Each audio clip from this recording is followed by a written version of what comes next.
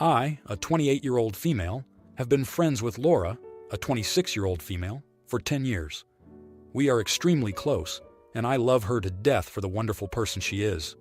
However, about 5 years ago, we had a falling out because she had an affair with my childhood friend John, 30-year-old male, who was dating someone else at the time. I got pretty mad at both of them for doing something so dishonest and putting me in the middle of this, as I was the one who introduced them. Over time, with a lot of conversations, we were able to save our friendship. John was honest to his girlfriend, and they broke up, and Laura promised she wouldn't do something like that again.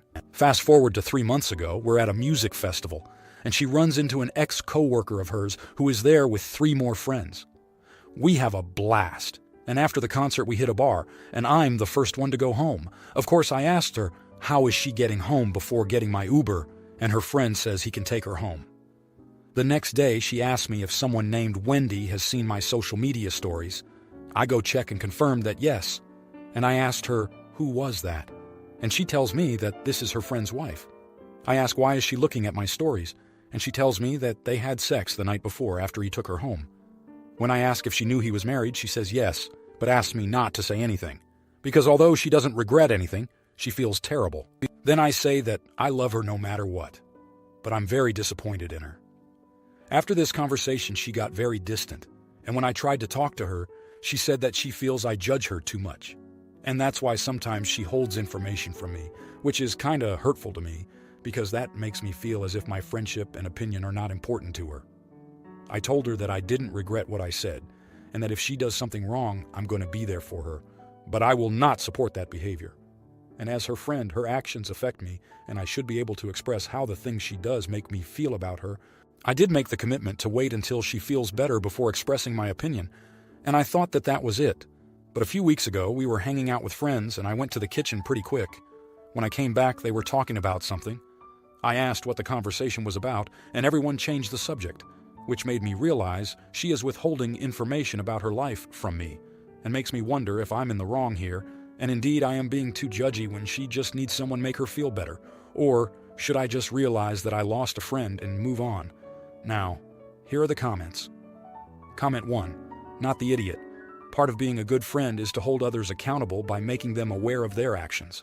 Having sex with someone who is married or in a committed monogamous relationship is wrong. Point blank. Enabling that behavior and accepting it would make you a worse friend and an enabler. Too many people would rather people please and go along with whatever their friends do. In today's day and age, we can set boundaries and say, hey, I don't want to be friends with someone who sleeps with married people. You're doing the right thing. She'll thank you later. Comment 2. Not the idiot. You are judging her, just as she is judging you. It is a normal part of life. We look at what others say and do and reach conclusions about their character. She is withholding information from you, which is common sense for her, since she knows that you hold a different set of standards than her. I think that you missed one other thing, though. Apparently, she is keeping the friend group up to speed on her affairs. That means that they all are okay with this, or at best are pretending to be. This may not be the healthiest friend group. Comment 3. Not the idiot. Honestly, she doesn't want to be judged. She shouldn't be the other woman. I could never look a friend in the eyes if she was going after someone in a relationship. She doesn't feel terrible if she doesn't regret it, or does it more than once. She feels I judge her too much, and that's why sometimes she holds information from me. Why does this feel like saying she did this more than the 2 times you know about? I think it's time to bow out of this friendship. Now, for the next story. My sister Jess, who is 27 years old, was going out of town for the night and left her daughter Emma, who is 5 years old, with me. Our parents live far away, and I often watch Emma when Jess needs me to.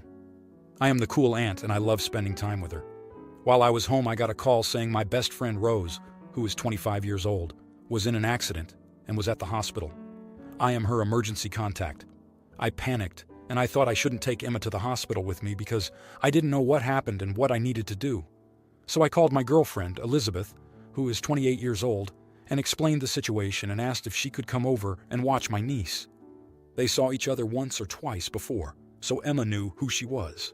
We've been dating for 2.5 months now. She said she was at the office. She's a lawyer, but told me I could drop Emma off with her and she would take her back to my place. So I did exactly that and left for the hospital. Rose is thankfully okay now, but she had to undergo surgery. After I came to my senses, I texted Jess and said Emma was with Elizabeth. When Jess came to pick Emma up, she was furious.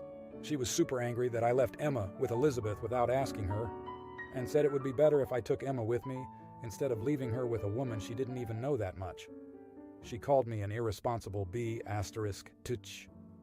I feel so bad after the incident. Am I the idiot? Comment 1. You're the idiot. You never leave a child entrusted to you with someone else without asking the parent. You are responsible for that child's safety, and the parent specifically chose you, not someone else. While you know your girlfriend and trust her 100%, your sister does not. Taking a child to the hospital in an emergency seems like the lesser of the two choices, but that's what you should have done until you were able to contact your sister and work out a solution to the care of your niece. Your sister should not have called you a name like that. A little understanding that you were panicking would have been nice. She's still 100% correct to let you know you made the wrong choice in the situation. Comment 2. Yikes! You panicked and you made a mistake.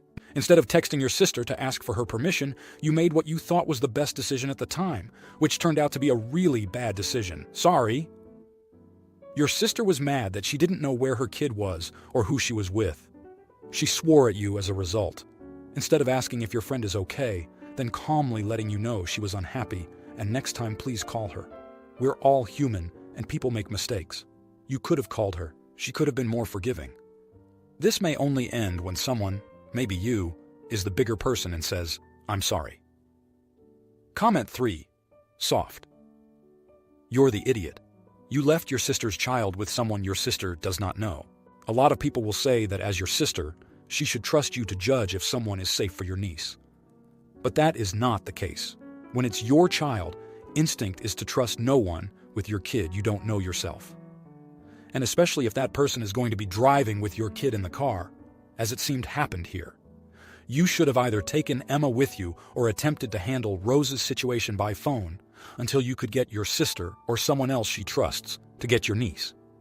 Now, for the next story. My boyfriend, 26 years old, and I, 23 years old, female, recently moved into our first house together. We decided to throw a party to celebrate his birthday and also our new home. I was in charge of cooking and baking food for the party, so I made my boyfriend a pretty huge chantilly cake since it's his favorite and also his mom's favorite, who I've been trying to get in favor of lately. Since I knew the original cake wasn't going to be safe for my boyfriend's brother to eat, he's allergic to dairy and can't eat strawberries, I decided to test out a new recipe I learned in my baking class. It was just a small chocolate cake, but I didn't want him to feel left out. And we had other guests attending who might also be dairy-free for all I know. I thought I was being thoughtful, but the night of the party, my boyfriend's mom kept giving me the stank eye, and whenever the party calmed down, she pulled me aside and told me I was a whore for trying to seduce her son. At first, I thought she meant my boyfriend, but no. She was insinuating that making an extra cake for my boyfriend's brother was me trying to flirt. Now, obviously, that's not the case. For one, he just turned 19, and that's weird. But also, I'm very much so in love with my boyfriend and would never do something like that, especially not with his brother. Even after explaining to her why, she still kept calling me names. My boyfriend took my side and said there was nothing wrong with what I did, but it's been a couple of days, and it seems like he's starting to believe his mom's words. I didn't make the cake for any other reason, other than being kind, since I understand how it feels to be left out during parties when it comes to treats. But with her reaction, I'm starting to feel like I may have overstepped. Now, here are the comments. Comment 1. Not the idiot. It was a very nice thing to have done, seeing as people with allergies often miss out. But I think you have a bigger problem. Your boyfriend's mother has some serious issues. Very serious issues, and now your boyfriend is starting to believe her. You don't want to be part of that mess. Is this the first time your boyfriend has moved in with a girlfriend? It may be related to his mother, and he hasn't cut the apron strings. There's some issues there that you're going to have to get to the bottom of and decide whether you want to deal with them, because it will only get worse if your boyfriend defers to his mommy all the time. Comment 2. Not the idiot. That was an incredibly thoughtful thing you did, to go out of your way for one person. Your boyfriend's mom is a psychopath. If your man actually believes her, then you'll be on a rough road for the rest of this relationship. It would also mean he had no acknowledgement of how thoughtful it was for you to consider someone else's condition and do twice the amount of work to make someone feel included, which to me is the bigger red flag. Comment 3. Not the idiot, huh?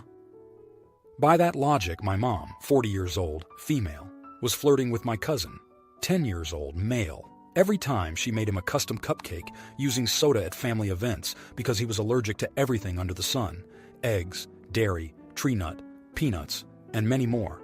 Making custom food for dietary restrictions does not equal flirting, and anybody who says it does is the one with the problem. Now, for the next story. A little backstory. I have a half-sister. Let's name her Bryony. And we have a good relationship. We don't speak super often, but get along well enough. We have the same mom, but different dads. I grew up with her dad. Let's call him Kurt.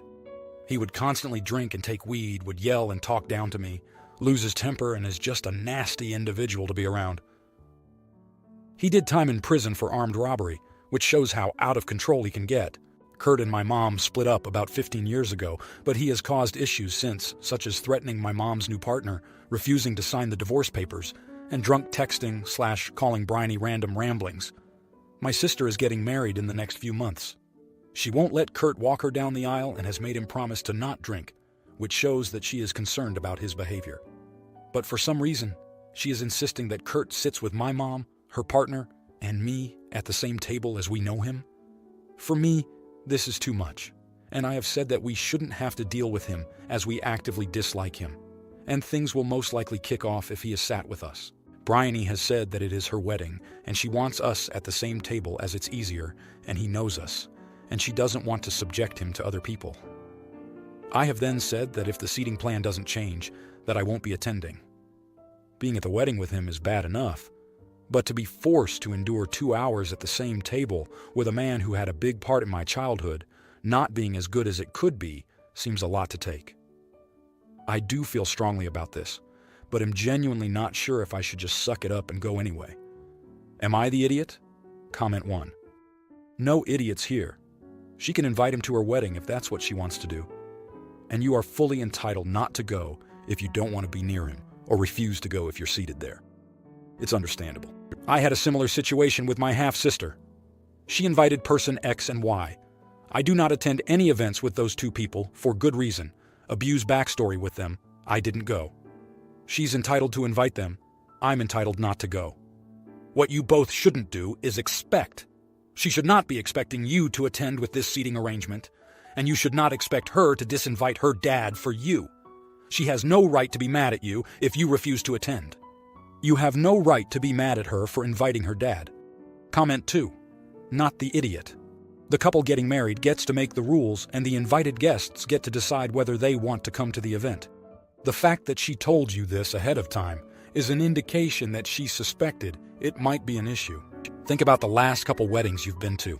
How much time did you actually spend with the bride anyway? It's hanging out with family that's the most fun, and her plan has taken that off the table. Comment 3.